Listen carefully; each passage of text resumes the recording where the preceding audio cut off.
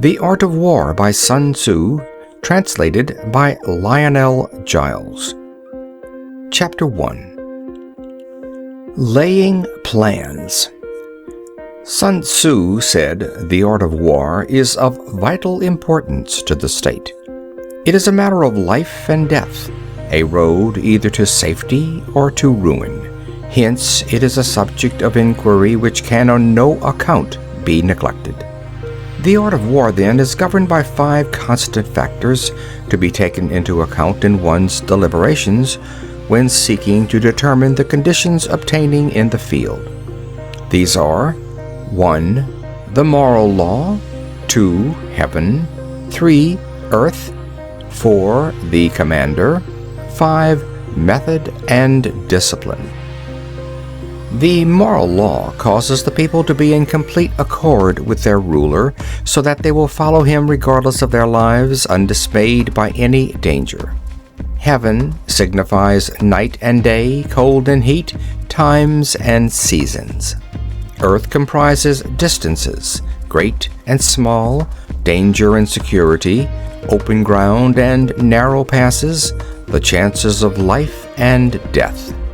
The commander stands for the virtues of wisdom, sincerity, benevolence, courage, and strictness.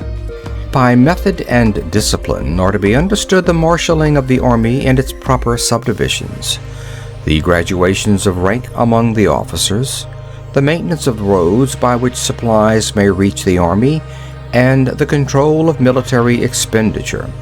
These 5 heads should be familiar to every general. He who knows them will be victorious.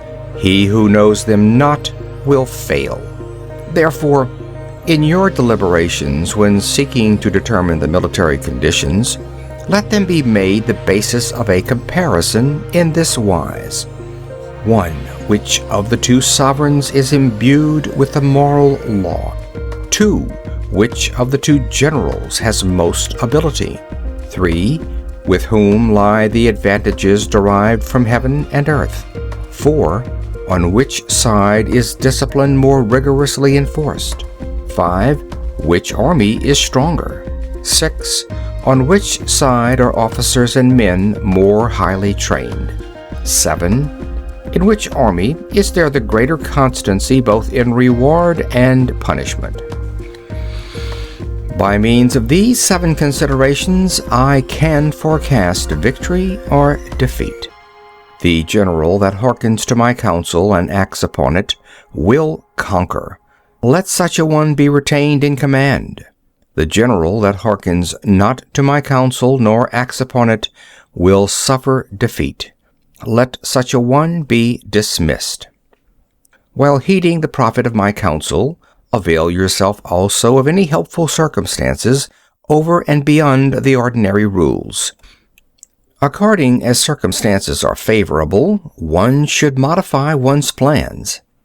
All warfare is based on deception. Hence, when able to attack, we must seem unable. When using our forces, we must seem inactive.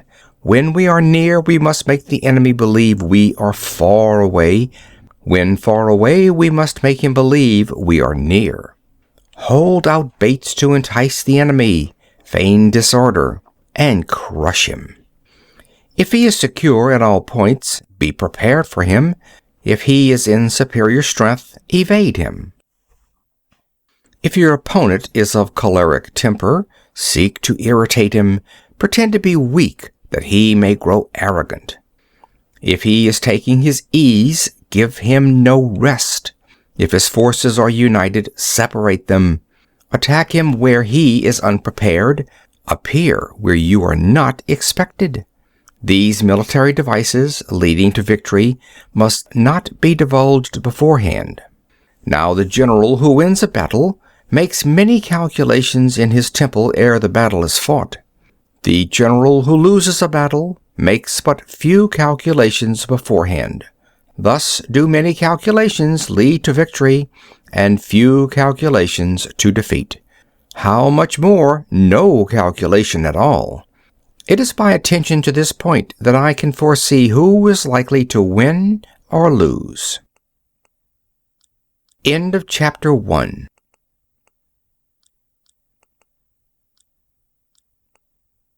Chapter 2, Waging War.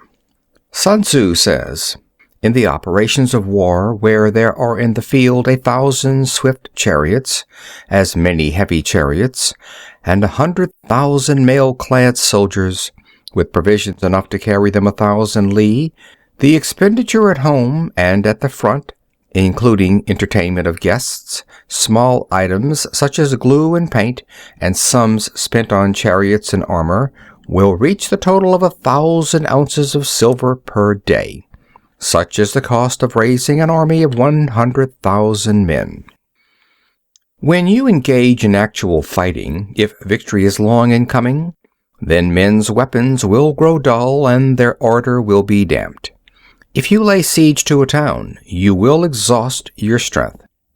Again, if the campaign is protracted, the resources of the state will not be equal to the strain. Now, when your weapons are dulled, your ardor damped, your strength exhausted, and your treasure spent, other chieftains will spring up to take advantage of your extremity. Then no man, however wise, will be able to avert the consequences that must ensue. Thus, though we have heard of stupid haste in war, cleverness has never been seen associated with long delays. There is no instance of a country having benefited from prolonged warfare. It is only one who is thoroughly acquainted with the evils of war that can thoroughly understand the profitable way of carrying it on. The skillful soldier does not raise a second levy, neither are his supply wagons loaded more than twice. Bring war material with you from home, but forage on the enemy. Thus the army will have food enough for its needs. Poverty of the state exchequer causes an army to be maintained by contributions from a distance. Contributing to maintain an army at a distance causes the people to be impoverished. On the other hand, the proximity of an army causes prices to go up, and high prices cause the people's substance to be drained away. When their substance is drained away, the peasantry will be afflicted by heavy exactions. With this loss of substance and exhaustion of strength, the homes of the people will be stripped bare, and 3/10 of their income will be dissipated, while government expenses for broken chariots, worn-out horses, breastplates and helmets, bows and arrows, spears and shields, protective mantles, draft oxen, and heavy wagons will amount to 4/10 of its total revenue. Hence, a wise general makes a point of foraging on the enemy. 1 cartload of enemy's provisions is equivalent to 20 of one's own, and likewise a single picul of his provender is equivalent to 20 from one's own store. Now, in order to kill the enemy, our men must be roused to anger. That there may be advantage from defeating the enemy, they must have their rewards. Therefore, in chariot fighting, when 10 or more chariots have been taken, those should be rewarded who took the first. Our own flags should be substituted for those of the enemy, and the chariots mingled and used in conjunction with ours. The captured soldiers should be kindly treated and kept. This is called using the conquered foe to augment one's own strength. In war, then, let your great object be victory, not lengthy campaigns. Thus it may be known that the leader of armies is the arbiter of the people's fate, the man on whom it depends whether the nation shall be in peace or in peril. End of chapter 2. Chapter 3, Attack by Stratagem. Sun Tzu said, "In the practical art of war, the best thing of all is to take the enemy's country whole and intact. To shatter and destroy it is not so good. So, too, it is better to recapture an army entire than to destroy it, to capture a regiment, a detachment, or a company entire than to destroy them. Hence, to fight and conquer in all your battles is not supreme excellence. Supreme excellence consists in breaking the enemy's resistance without fighting. Thus, the highest form of generalship is to balk the enemy's plans. The next best is to prevent the injunction of the enemy's forces. The next in order is to attack the enemy's army in the field, and the worst policy of all is to besiege walled cities. The rule is not to besiege walled cities if it can possibly be avoided. The preparation of mantlets, movable shelters, and various implements of war will take up 3 whole months, and the piling up of mounds over against the wall will take 3 months more. The general, unable to control his irritation, will launch his men to the assault like swarming ants, with the result that 1/3 of his men are slain while the town still remains untaken. Such are the disastrous effects of a siege.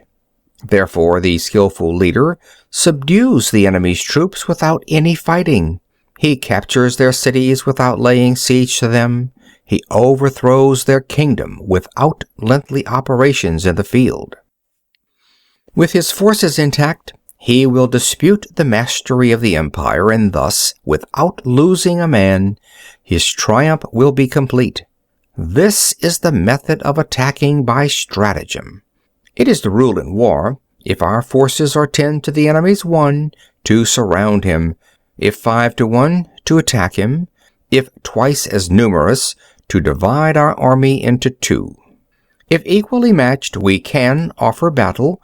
If slightly inferior in numbers, we can avoid the enemy. If quite unequal in every way, we can flee from him.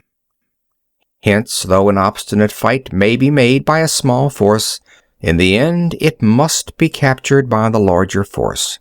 Now, the general is the bulwark of the state. If the bulwark is complete at all points, the state will be strong. If the bulwark is defective, the state will be weak. There are 3 ways in which a ruler can bring misfortune upon his army. 1. By commanding the army to advance or to retreat, being ignorant of the fact that it cannot obey. This is called hobbling the army. 2. By attempting to govern an army in the same way as he administers a kingdom, being ignorant of the conditions which obtain in an army. This causes restlessness in the soldiers' minds. 3. By employing the officers of his army without discrimination, through ignorance of the military principle of adaptation to circumstances. This shakes the confidence of the soldiers. But when the army is restless and distrustful, trouble is sure to come from the other feudal princes. This is simply bringing anarchy into the army and flinging victory away. Thus we may know that there are 5 essentials for victory. 1. He will win who knows when to fight and when not to fight. 2. He will win who knows how to handle both superior and inferior forces. 3. He will win whose army is animated by the same spirit throughout all its ranks. 4. He will win who, prepared himself, waits to take the enemy unprepared. 5. He will win who has military capacity and is not interfered with by the sovereign. Hence the saying, if you know the enemy and know yourself, you need not fear the result of 100 battles. If you know yourself but not the enemy, for every victory gained, you will also suffer a defeat. If you know neither the enemy nor yourself, you will succumb in every battle. End of chapter 3.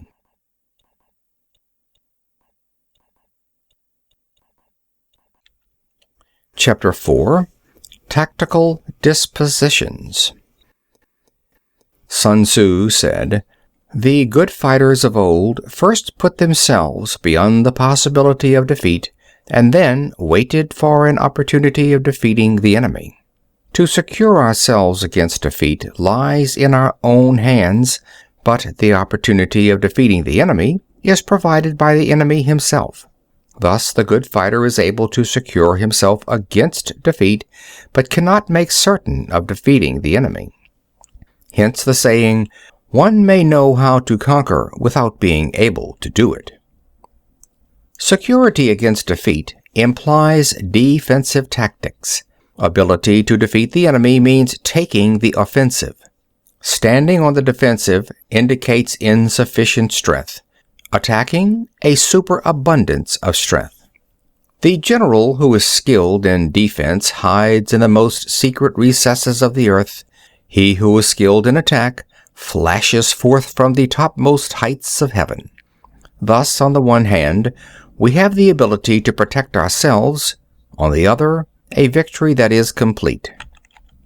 To see victory only when it is within the ken of the common herd is not the acme of excellence. Neither is it the acme of excellence if you fight and conquer, and the whole empire says, "Well done." To lift an autumn hare is no sign of great strength. To see the sun and moon is no sign of sharp sight. To hear the noise of thunder is no sign of a quick ear.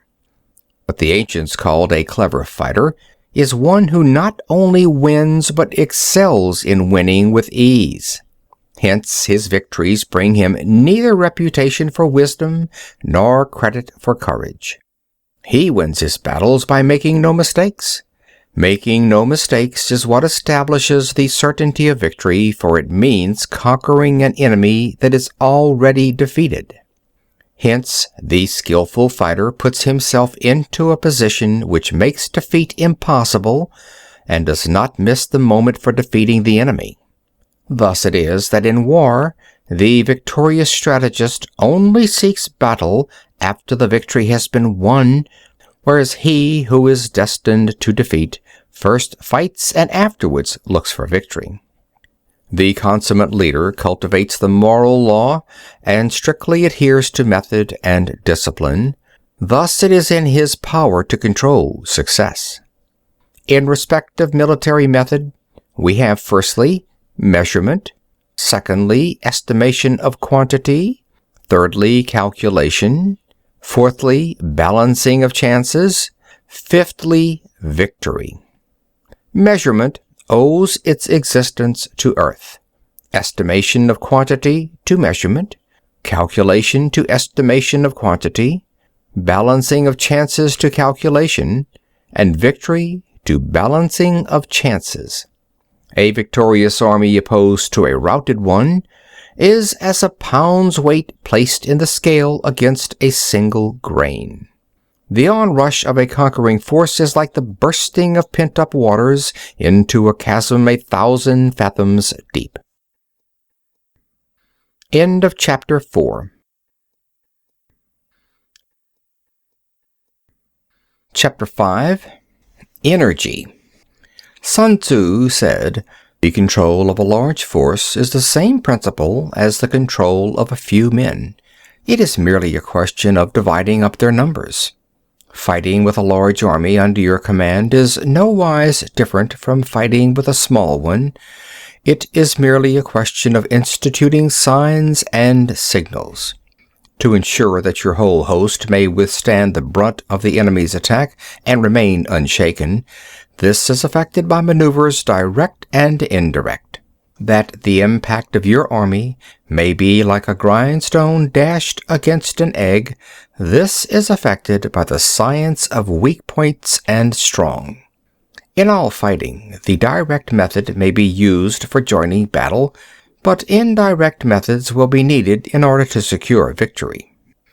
Indirect tactics, efficiently applied, are inexhaustible as heaven and earth, unending as the flow of rivers and streams.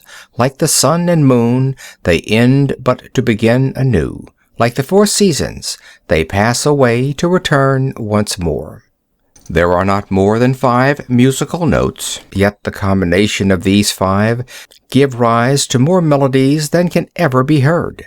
There are not more than 5 primary colors, blue, yellow, red, white, and black, yet in combination they produce more hues than can ever be seen. There are not more than 5 cardinal tastes, sour, acrid, salt, sweet, bitter, yet combinations of them yield more flavors than can ever be tasted. In battle, there are not more than two methods of attack, the direct and the indirect. Yet these two in combination give rise to an endless series of maneuvers. The direct and the indirect lead on to each other in turn. It is like moving in a circle. You never come to an end. Who can exhaust the possibilities of their combination? The onset of troops is like the rush of a torrent, which will even roll stones along in its course. The quality of decision is like the well-timed swoop of a falcon, which enables it to strike and destroy its victim. Therefore, the good fighter will be terrible in his onset and prompt in his decision. Energy may be likened to the bending of a crossbow, decision to the releasing of a trigger. Amid the turmoil and tumult of battle, there may be seeming disorder and yet no real disorder at all. Amid confusion and chaos, your array may be without head or tail, yet it will be proof against defeat. Simulated disorder postulates perfect discipline. Simulated fear postulates courage.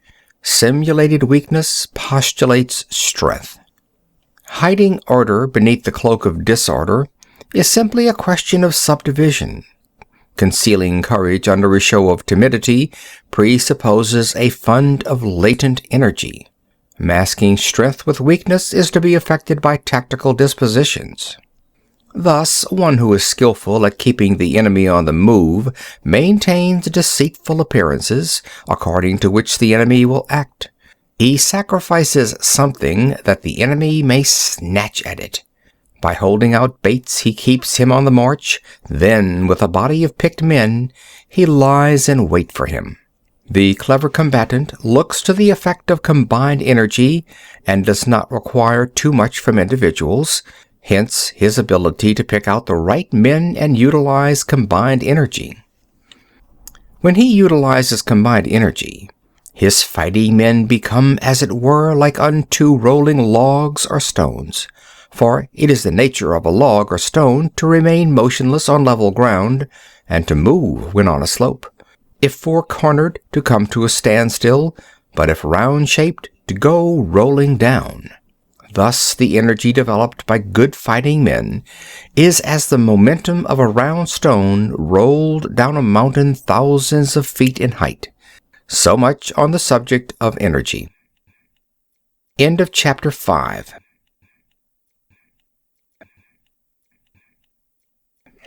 Chapter 6. Weak Points and Strong. Sun Tzu said, "Whoever is first in the field and awaits the coming of the enemy will be fresh for the fight.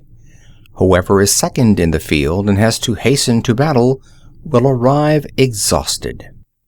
Therefore, the clever combatant imposes his will on the enemy, but does not allow the enemy's will to be imposed on him. By holding out advantages to him, he can cause the enemy to approach of his own accord, or by inflicting damage, he can make it impossible for the enemy to draw near. If the enemy is taking his ease, he can harass him. If he is well supplied with food, he can starve him out. If quietly encamped, he can force him to move.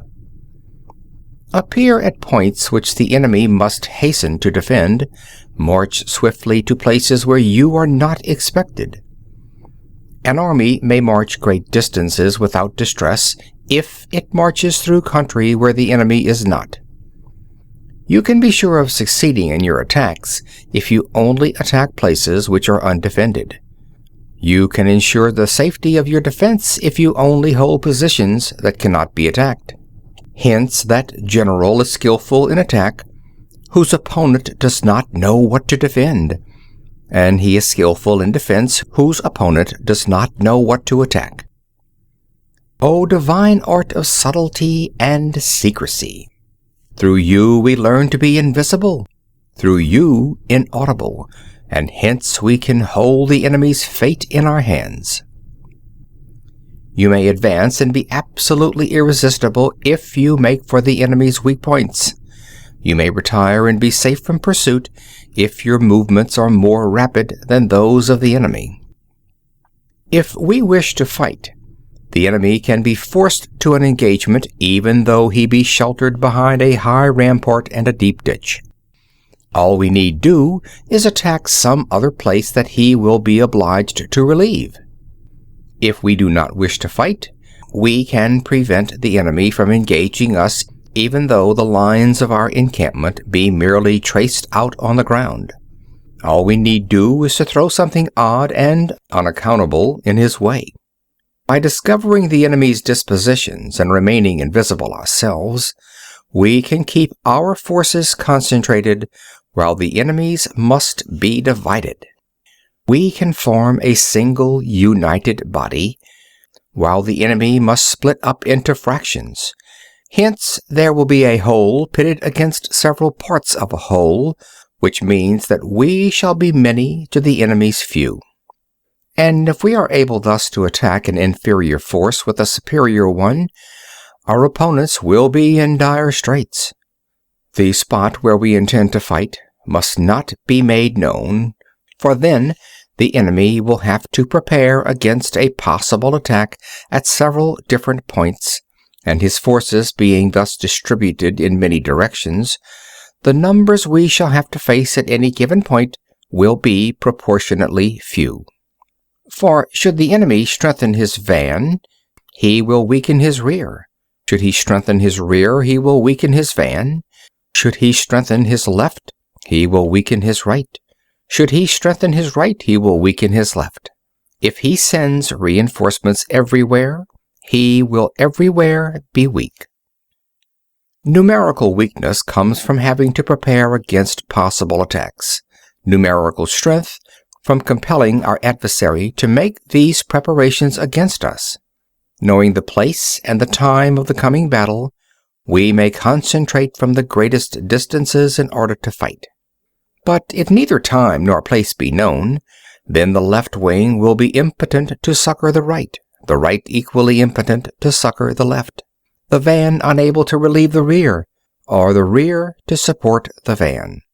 How much more so if the furthest portions of the army are anything under 100 li apart, and even the nearest are separated by several li. Though, according to my estimate, the soldiers of Hue exceed our own in number, that shall advantage them nothing in the matter of victory. I say then that victory can be achieved. Though the enemy be stronger in numbers, we may prevent him from fighting. Scheme so as to discover his plans and the likelihood of their success. Rouse him and learn the principle of his activity or inactivity. Force him to reveal himself so as to find out his vulnerable spots. Carefully compare the opposing army with your own, so that you may know where strength is superabundant and where it is deficient. In making tactical dispositions, the highest pitch you can attain is to conceal them. Conceal your dispositions, and you will be safe from the prying of the subtlest spies, from the machinations of the wisest brains. How victory may be produced for them out of the enemy's own tactics, that is what the multitude cannot comprehend. All men can see the tactics whereby I conquer, but what none can see is the strategy out of which victory is evolved. Do not repeat the tactics which have gained you one victory, but let your methods be regulated by the infinite variety of circumstances. Military tactics are like unto water, for water in its natural course runs away from high places and hastens downwards. So, in war, the way is to avoid what is strong, and to strike at what is weak. Water shapes its course according to the nature of the ground over which it flows. The soldier works out his victory in relation to the foe whom he is facing. Therefore, just as water retains no constant shape, so in warfare there are no constant conditions. He who can modify his tactics in relation to his opponent and thereby succeed in winning may be called a heaven-born captain. The 5 elements, water, fire, wood, metal, earth, are not always equally predominant. The 4 seasons make way for each in turn. There are short days and long. The moon has its periods of waning and waxing. End of chapter 6.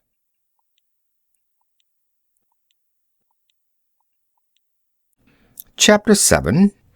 Maneuvering. Sun Tzu said, "In war, the general receives his commands from the sovereign. Having collected an army and concentrated his forces, he must blend and harmonize the different elements thereof before pitching his camp. After that comes tactical maneuvering, than which there is nothing more difficult. The difficulty of tactical maneuvering consists in turning the devious into the direct and misfortune into gain. Thus, to take a long and circuitous route, after enticing the enemy out of the way, and those starting after him, to contrive to reach the goal before him, shows knowledge of the artifice of deviation. Maneuvering with an army is advantageous, with an undisciplined multitude most dangerous. If you set a fully equipped army in march in order to snatch an advantage, the chances are that you will be too late. On the other hand, to detach a flying column for the purpose involves the sacrifice of its baggage and stores. Thus, if you order your men to roll up their buff coats and make forced marches without halting day or night, covering double the usual distance at a stretch, doing 100 li in order to wrest an advantage, the leaders of all your 3 divisions will fall into the hands of the enemy. The stronger men will be in front, the jaded ones will fall behind, and on this plan only 1/10 of your army will reach its destination. If you march 50 li in order to outmaneuver the enemy, you will lose the leader of your 1st division, and only half your force will reach the goal. If you march 30 li with the same object, 2/3 of your army will arrive. We will take it then that an army without its baggage train is lost. Without provisions, it is lost. Without bases of supply, it is lost. We cannot enter into alliances until we are acquainted with the designs of our neighbors. We are not fit to lead an army on the march unless we are familiar with the face of the country, its mountains and forests, its pitfalls and precipices, its marshes and swamps. We shall be unable to turn natural advantage to account unless we make use of local guides. In war, practice dissimulation and you will succeed. Whether to concentrate or to divide your troops must be decided by circumstances. Let your rapidity be that of the wind, your compactness that of the forest. In raiding and plundering be like fire, in immovability like a mountain. Let your plans be dark and impenetrable as night, and when you move, fall like a thunderbolt. When you plunder a countryside, let the spoil be divided amongst your men. When you capture new territory, cut it up into allotments for the benefit of the soldiery. Ponder and deliberate before you make a move. He will conquer who has learnt the artifice of deviation. Such is the art of maneuvering. The Book of Army Management says, "On the field of battle the spoken word does not carry far enough, hence the institution of gongs and drums. Nor can ordinary objects be seen clearly enough, hence the institution of banners and flags." Gongs and drums, banners and flags, are means whereby the ears and eyes of the host may be focused on one particular point. The host, thus forming a single united body, it is impossible either for the brave to advance alone, or for the cowardly to retreat alone. This is the art of handling large masses of men. In night fighting, then, make much use of signal fires and drums, and in fighting by day, of flags and banners, as a means of influencing the ears and eyes of your army. A whole army may be robbed of its spirit. A commander-in-chief may be robbed of his presence of mind. Now, a soldier's spirit is keenest in the morning. By noonday it has begun to flag, and in the evening his mind is bent only on returning to camp. A clever general, therefore, avoids an army when its spirit is keen, but attacks it when it is sluggish and inclined to return. This is the art of studying moods. Disciplined and calm, to await the appearance of disorder and hubbub amongst the enemy, this is the art of retaining self-possession. To be near the goal while the enemy is still far from it, to wait at ease while the enemy is toiling and struggling, to be well fed while the enemy is famished, this is the art of husbanding one's strength. To refrain from intercepting an enemy whose banners are in perfect order, to refrain from attacking an army drawn up in calm and confident array, this is the art of studying circumstances.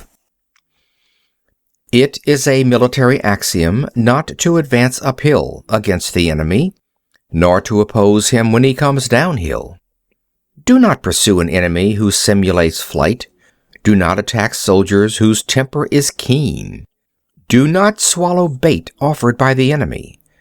Do not interfere with an army that is returning home. When you surround an army, leave an outlet free. Do not press a desperate foe too hard. Such is the art of warfare. End of chapter 7. Chapter 8. Variation in Tactics.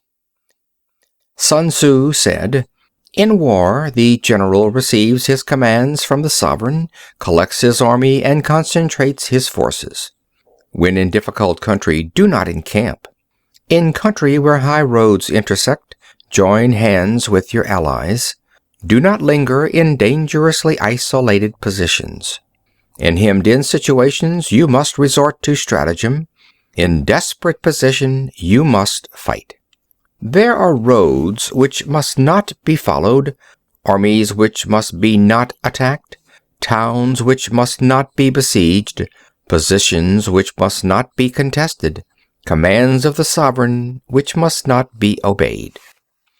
The general who thoroughly understands the advantages that accompany variation of tactics knows how to handle his troops.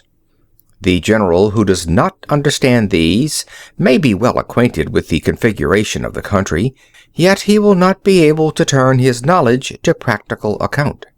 So the student of war, who is unversed in the art of war of varying his plans, even though he be acquainted with the 5 advantages, will fail to make the best use of his men.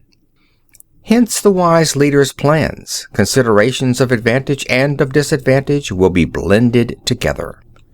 If our expectation of advantage be tempered in this way, we may succeed in accomplishing the essential part of our schemes. If, on the other hand, in the midst of difficulties we are always ready to seize an advantage, we may extricate ourselves from misfortune. Reduce the hostile chiefs by inflicting damage on them, and make trouble for them, and keep them constantly engaged. Hold out specious allurements, and make them rush to any given point. The art of war teaches us to rely not on the likelihood of the enemy's not coming, but on our own readiness to receive him, not on the chance of his not attacking, but rather on the fact that we have made our position unassailable. There are 5 dangerous faults which may affect a general. 1. Recklessness, which leads to destruction. 2. Cowardice, which leads to capture. 3. A hasty temper, which can be provoked by insults. 4. A delicacy of honor, which is sensitive to shame. 5. Over-solicitude for his men, which exposes him to worry and trouble. These are the 5 besetting sins of a general, ruinous to the conduct of war. When an army is overthrown and its leader slain, the cause will surely be found among these 5 dangerous faults. Let them be the subject of meditation.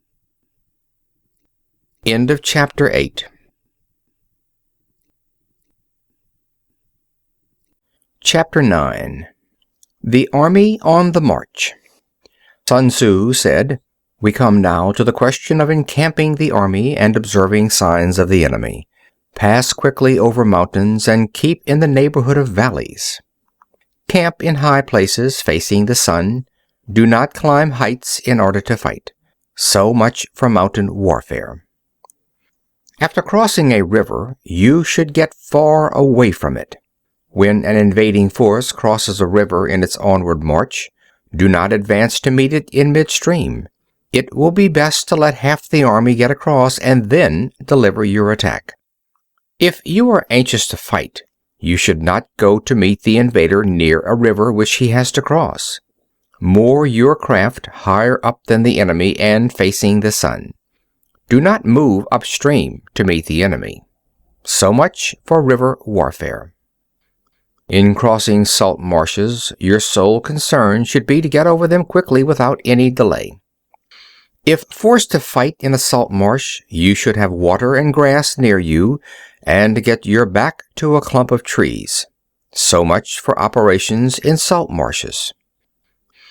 In dry level country, take up an easily accessible position with rising ground to your right and on your rear, so that the danger may be in front and safely lie behind. So much for campaigning in flat country. There are 4 useful branches of military knowledge which enabled the Yellow Emperor to vanquish 4 several sovereigns. All armies prefer high ground to low and sunny places to dark. If you are careful of your men and camp on hard ground, the army will be free from disease of every kind, and this will spell victory. When you come to a hill or a bank, occupy the sunny side with the slope on your right rear. Thus, you will at once act for the benefit of your soldiers and utilize the natural advantages of the ground. When, in consequence of heavy rains up country, a river which you wish to ford is swollen and flecked with foam, you must wait until it subsides. Country in which there are precipitous cliffs with torrents running between, deep natural hollows, confined places, tangled thickets, quagmires and crevasses, should be left with all possible speed, and not approached. While we keep away from such places, we should get the enemy to approach them. While we face them, we should let the enemy have them on his rear. If in the neighborhood of your camp there should be any hilly country, ponds surrounded by aquatic grass, hollow basins filled with reeds, or woods with thick undergrowth, they must be carefully routed out and searched, for these are places where men in ambush and insidious spies are likely to be lurking.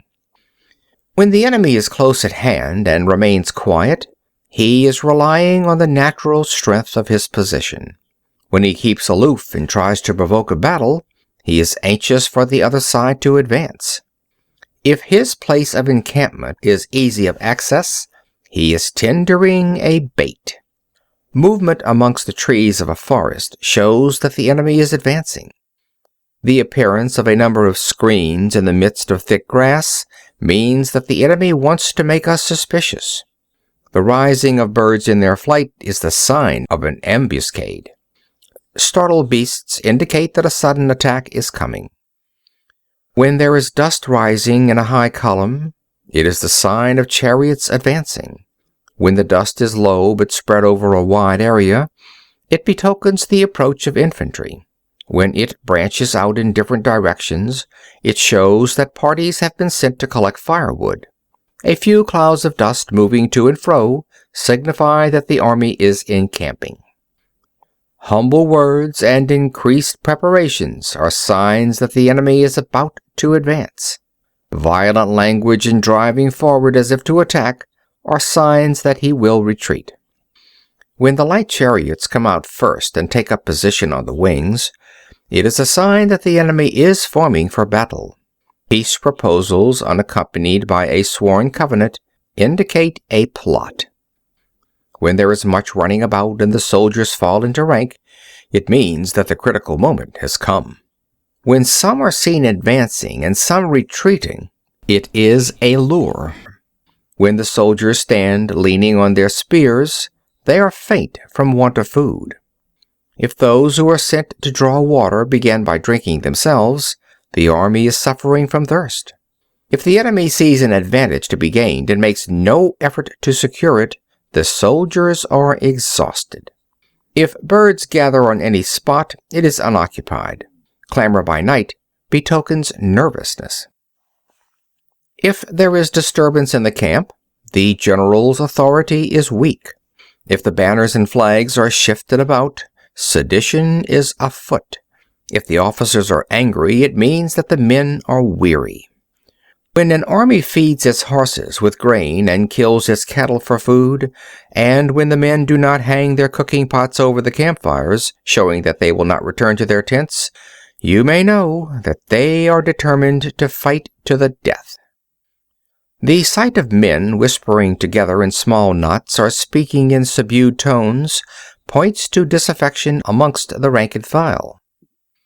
Too frequent rewards signify that the enemy is at the end of his resources.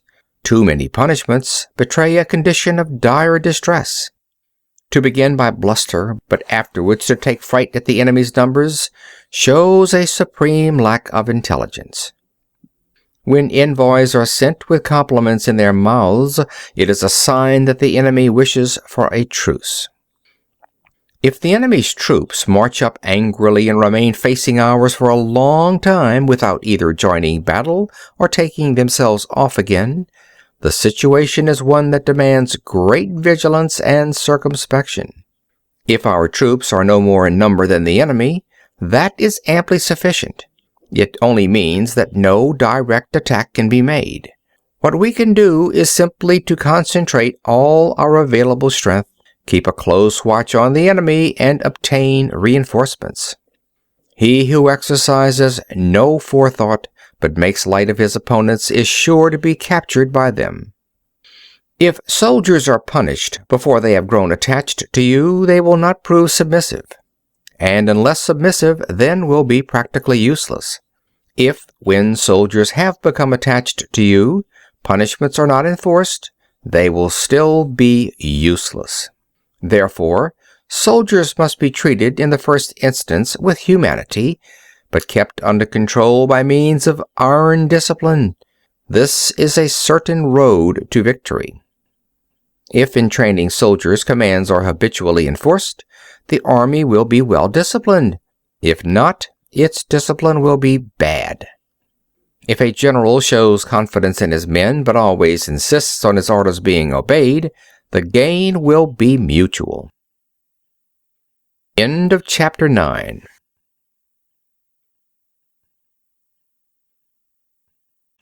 Chapter 10. Terrain. Sun Tzu said, "We may distinguish 6 kinds of terrain, to wit, 1. Accessible ground, 2. Entangling ground, 3. Temporizing ground, 4. Narrow passes, 5. Precipitous heights, 6. Positions at a great distance from the enemy." Ground which can be freely traversed by both sides is called accessible. With regard to ground of this nature, be before the enemy in occupying the raised and sunny spots, and carefully guard your lines of supplies. Then you will be able to fight with advantage. Ground which can be abandoned but is hard to reoccupy is called entangling.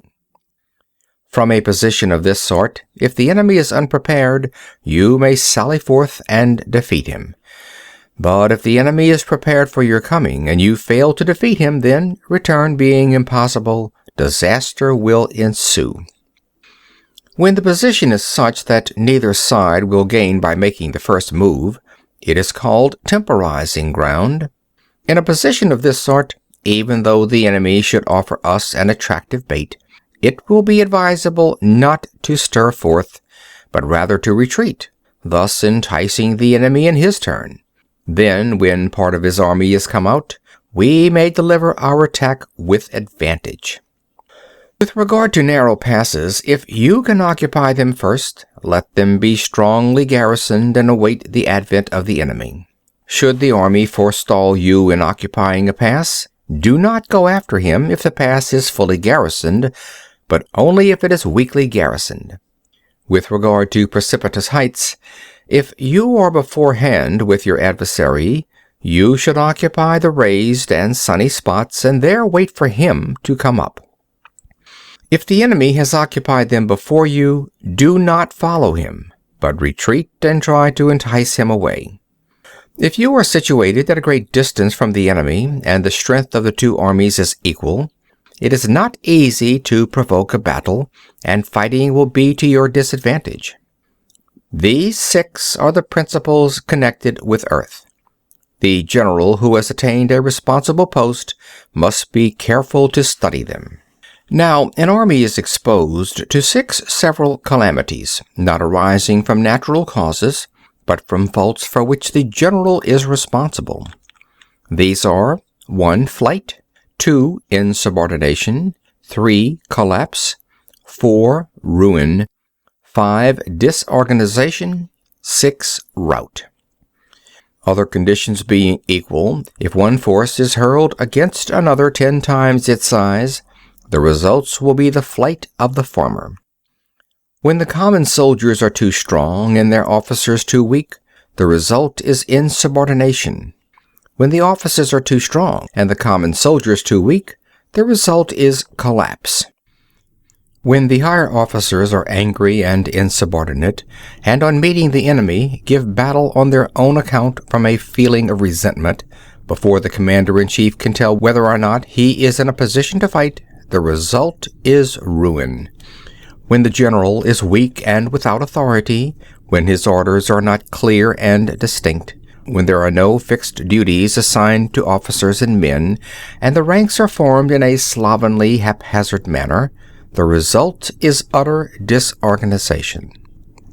When a general, unable to estimate the enemy's strength, allows an inferior force to engage a larger one, or hurls a weak detachment against a powerful one, and neglects to place picked soldiers in the front rank, the result must be rout.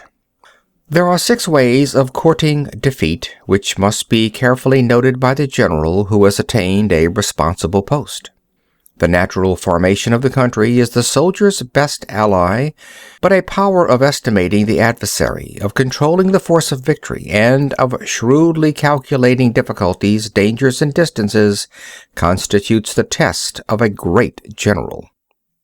He who knows these things, and in fighting puts his knowledge into practice, will win his battles. He who knows them not, nor practices them, will surely be defeated. If fighting is sure to result in victory, then you must fight, even though the ruler forbid it. If fighting will not result in victory, then you must not fight even at the ruler's bidding. The general who advances without coveting fame and retreats without fearing disgrace, whose only thought is to protect his country and do good service for his sovereign, is the jewel of the kingdom. Regard your soldiers as your children, and they will follow you into the deepest valleys. Look upon them as your own beloved sons, and they will stand by you even unto death. If, however, you are indulgent but unable to make your authority felt, kind-hearted but unable to enforce your commands, and incapable, moreover, of quelling disorder, then your soldiers must be likened to spoilt children. They are useless for any practical purpose. If we know that our own men are in a condition to attack, but are unaware that the enemy is not open to attack, we have gone only halfway towards victory. If we know that the enemy is open to attack, but are unaware that our own men are not in condition to attack, we have gone only halfway towards victory. If we know that the enemy is open to attack, and also know that our men are in a condition to attack, but are unaware that the nature of the ground makes fighting impracticable, we have still gone only halfway towards victory. Hence, the experienced soldier, once in motion, is never bewildered. Once he has broken camp, he is never at a loss. Hence the saying, "If you know the enemy and know yourself, your victory will not stand in doubt. If you know heaven and know earth, you may make your victory complete." End of chapter 10.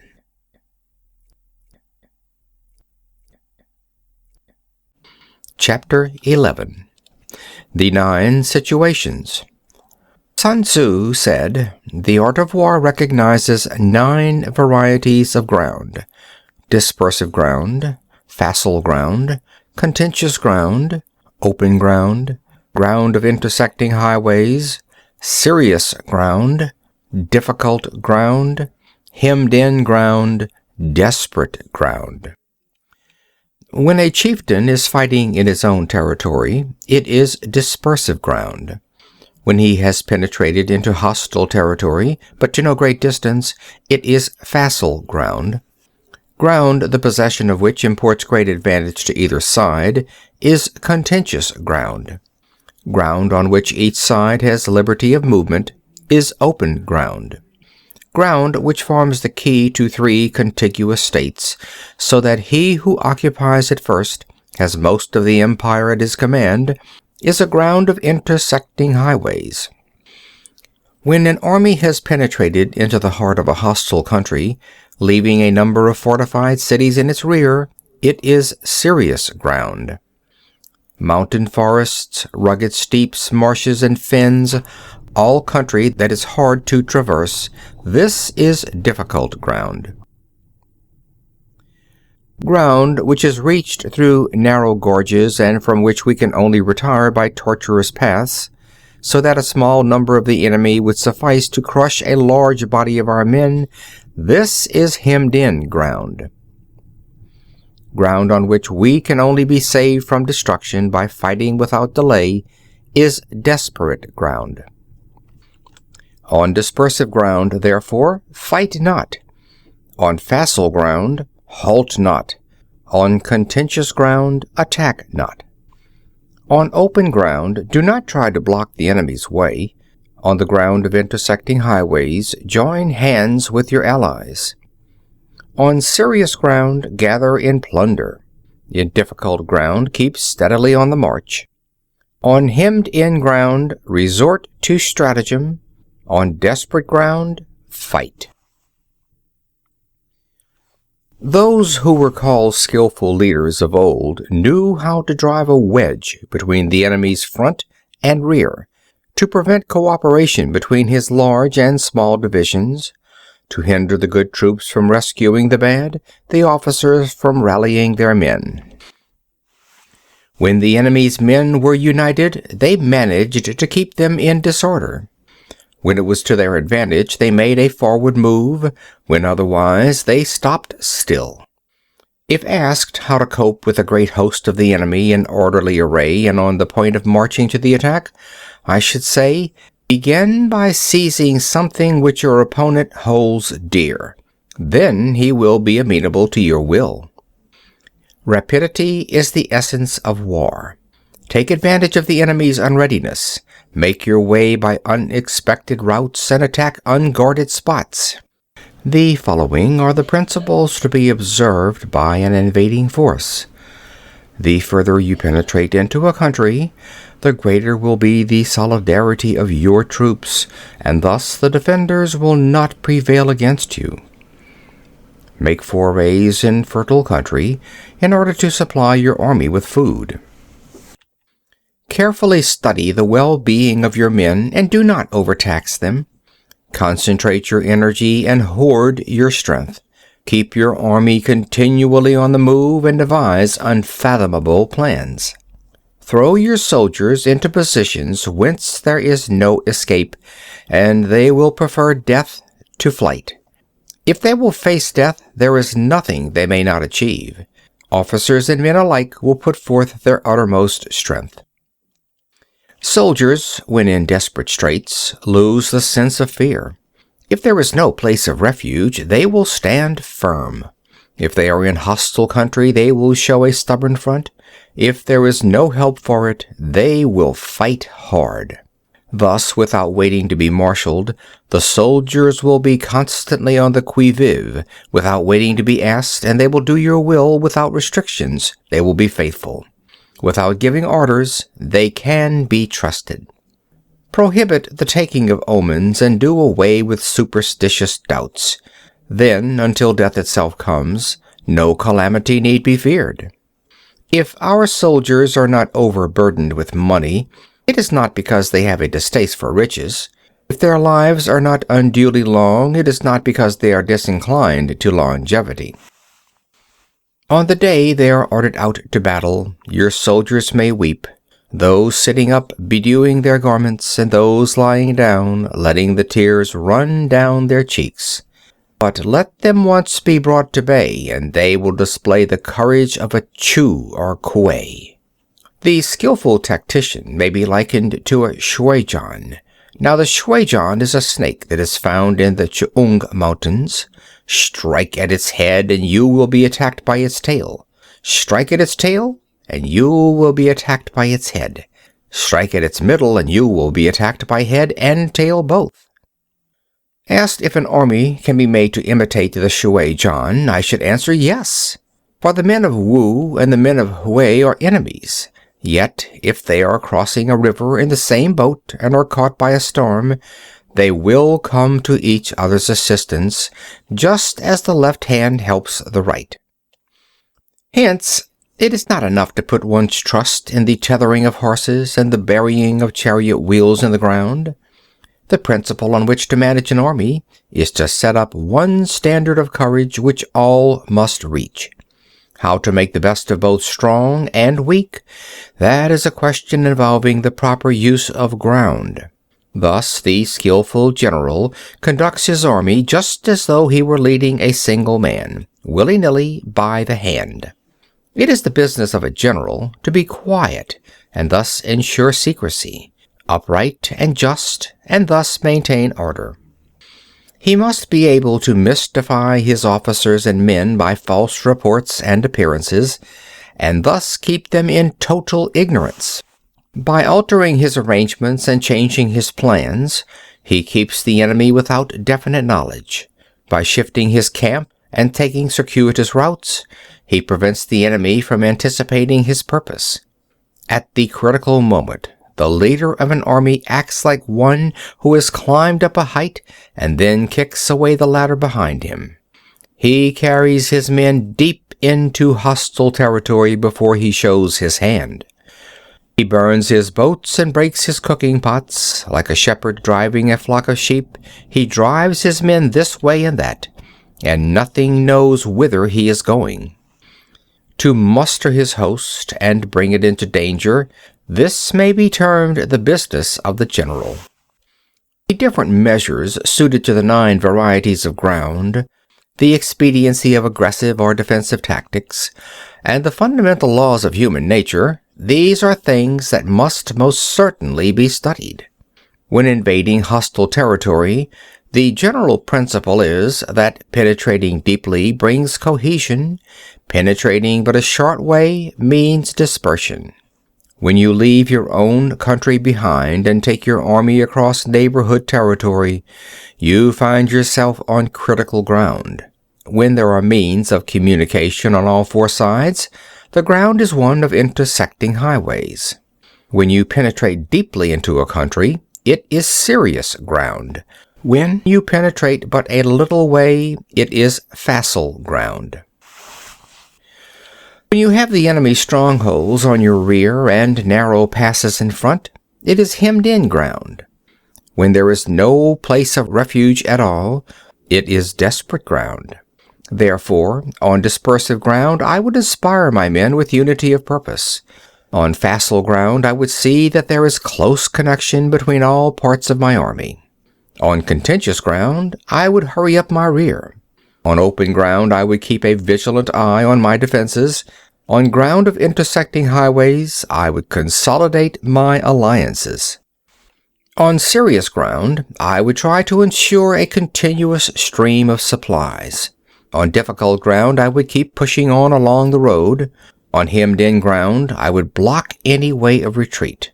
On desperate ground, I would proclaim to my soldiers the hopelessness of saving their lives.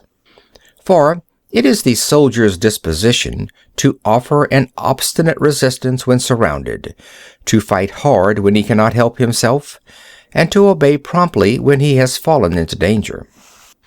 We cannot enter into alliance with neighboring princes until we are acquainted with their designs. We are not fit to lead an army on the march unless we are familiar with the face of the country, its mountains and forests, its pitfalls and precipices, its marshes and swamps. We shall be unable to turn natural advantages to account unless we make use of local guides. To be ignorant of any one of the following 4 or 5 principles does not befit a warlike prince. When a warlike prince attacks a powerful state, his generalship shows itself in preventing the concentration of the enemy's forces. He overawes his opponents, and their allies are prevented from joining against him. Hence, he does not strive to ally himself with all and sundry, nor does he foster the power of other states. He carries out his own secret designs, keeping his antagonists in awe. Thus he is able to capture their cities and overthrow their kingdoms. Bestow rewards without regard to rule, issue orders without regard to previous arrangements, and you will be able to handle a whole army as though you had to do with but a single man. Confront your soldiers with the deed itself. Never let them know your design. When the outlook is bright, bring it before their eyes, but tell them nothing when the situation is gloomy. Place your army in deadly peril, and it will survive. Plunge it into desperate straits, and it will come off in safety. For it is precisely when a force has fallen into harm's way that it is capable of striking a blow for victory. Success in warfare is gained by carefully accommodating ourselves to the enemy's purpose.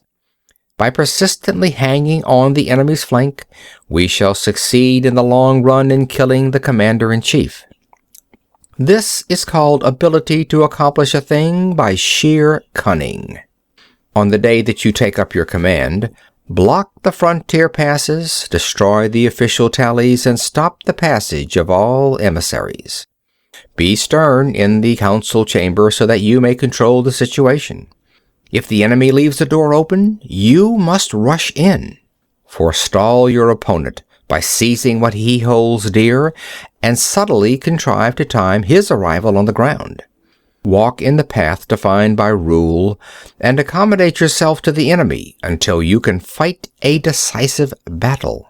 At first, then, exhibit the coyness of a maiden until the enemy gives you an opening. Afterwards emulate the rapidity of a running hare, and it will be too late for the enemy to oppose you. End of chapter 11.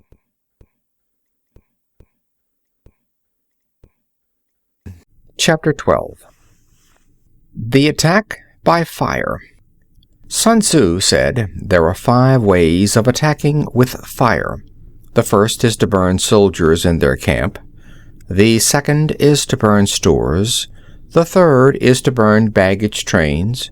The fourth is to burn arsenals and magazines. The fifth is to hurl dropping fire amongst the enemy. In order to carry out an attack, we must have means available. The materials for raising fire should always be kept in readiness.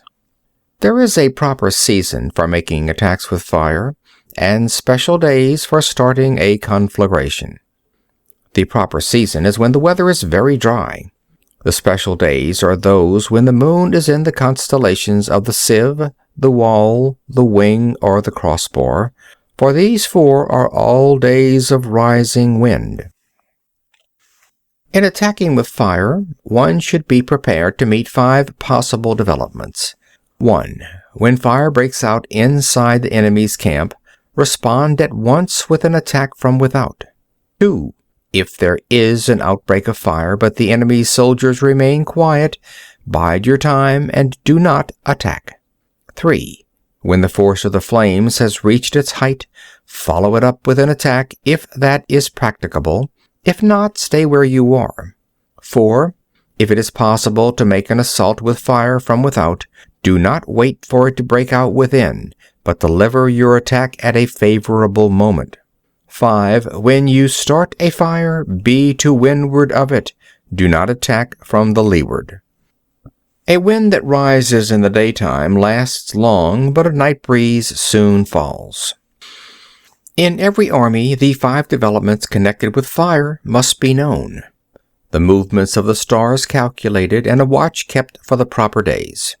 Hence, those who use fire as an aid to the attack show intelligence. Those who use water as an aid to the attack gain an accession of strength. By means of water, an enemy may be intercepted, but not robbed of all his belongings. Unhappy is the fate of one who tries to win his battles and succeed in his attacks without cultivating the spirit of enterprise, for the result is waste of time and general stagnation. Hence the saying, "The enlightened ruler lays his plans well ahead, the good general cultivates his resources." Move not unless you see an advantage. Use not your troops unless there is something to be gained. Fight not unless the position is critical. No ruler should put troops into the field merely to gratify his own spleen. No general should fight a battle simply out of pique. If it is to your advantage, make a forward move. If not, stay where you are. Anger may in time change to gladness. Vexation may be succeeded by content. But a kingdom that has once been destroyed can never come again into being, nor can the dead ever be brought back to life. Hence the enlightened ruler is heedful, and the good general full of caution. This is the way to keep a country at peace and an army intact. End of chapter 12. Chapter 13. The use of spies. Sun Tzu said, "Raising a host of 100,000 men and marching them great distances entails heavy loss on the people and a drain on the resources of the state. The daily expenditure will amount to 1,000 ounces of silver. There will be commotion at home and abroad, and men will drop down exhausted on the highways. As many as 700,000 families will be impeded in their labor. Hostile armies may face each other for years, striving for victory which is decided in a single day. This being so, to remain in ignorance of the enemy's condition simply because one begrudges the outlay of 100 ounces of silver in honors and emoluments is the height of inhumanity. One who acts thus is no leader of men, no present help to his sovereign, no master of victory. Thus, what enables the wise sovereign and the good general to strike and conquer and achieve things beyond the reach of ordinary men is foreknowledge. Now, this foreknowledge cannot be elicited from spirits. It cannot be obtained inductively from experience, nor by any deductive calculation. Knowledge of the enemy's dispositions can only be obtained from other men. Hence the use of spies, of whom there are 5 classes. 1. Local spies. 2. Inward spies. 3. Converted spies. 4. Doomed spies. 5. Surviving spies. When these 5 kinds of spy are all at work, none can discover the secret system. This is called divine manipulation of the threads. It is the sovereign's most precious faculty. Having local spies means employing the services of the inhabitants of a district.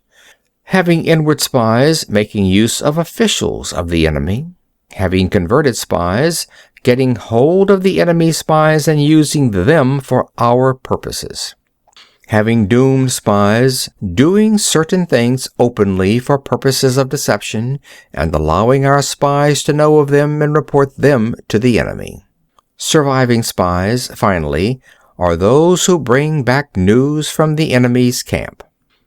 Hence it is that none in the whole army are more intimate relations to be maintained than with spies. None should be more liberally rewarded. In no other business should greater secrecy be preserved. Spies cannot be usefully employed without certain intuitive sagacity. They cannot be properly managed without benevolence and straightforwardness. Without subtle ingenuity of mind, one cannot make certain of the truth of their reports. Be subtle, and use your spies for every kind of business.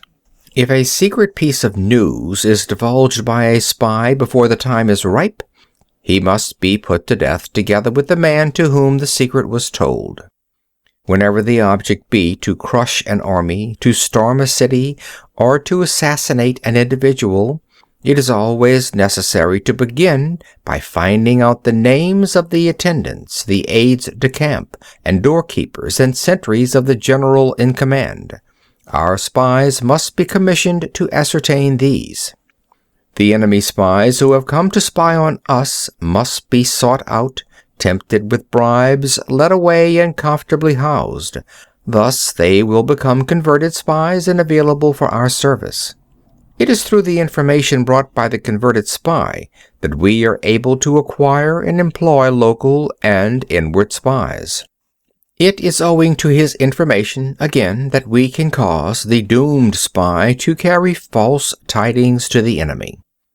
Lastly, it is by his information that the surviving spy can be used on appointed occasions. The end and aim of spying in all its 5 varieties is knowledge of the enemy, and this knowledge can only be derived, in the first instance, from the converted spy. Hence it is essential that the converted spy be treated with the utmost liberality. Of old, the rise of the Yin dynasty was due to I Ching, who had served under He-sha. Likewise, the rise of the Chu dynasty was due to Lu Ya, who had served under the Yin. Hence, it is only the enlightened ruler and the wise general who will use the highest intelligence of the army for purposes of spying, and thereby they achieve great results. Spies are the most important element in war because on them depends an army's ability to move. End of Chapter 13. End of The Art of War by Sun Tzu, translated by Lionel Giles.